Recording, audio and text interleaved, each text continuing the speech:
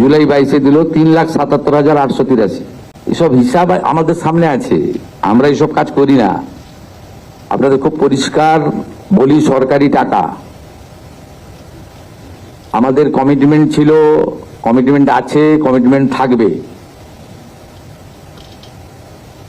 June মাস থেকে 31শে জুলাই পর্যন্ত ফর্মে অনলাইন অফলাইনে আবেদন নেওয়া হয়েছে। অফলাইনে যাদের আবেদন নেওয়া হয়েছে তাদেরকে পোর্টালে আপলোড করার কাজ হচ্ছে,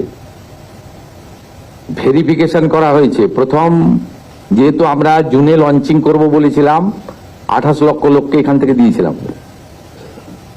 নেতাজি ইন্ডোর স্টেডিয়াম থেকে আমরা অ্যাপ্রক্স 1,19,00,000 মতো লোককে দিয়েছিলাম। 2,16,00,000 মোট আবেদন করেছেন।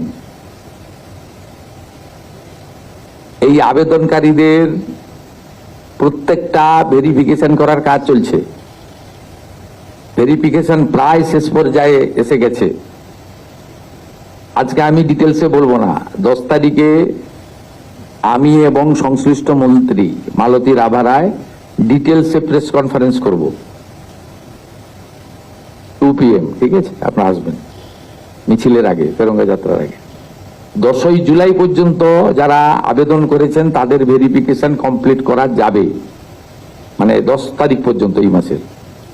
11 থেকে 31শে জুলাই ভেরিফিকেশনের জন্য আরো সময় লাগবে।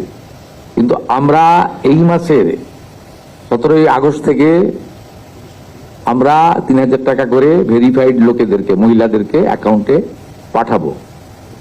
এবং কারা কারা বিবেচিত হবেন সম্পূর্ণ ক্রাইটেরিয়া 10 তারিখ সোমবার বলে দেব।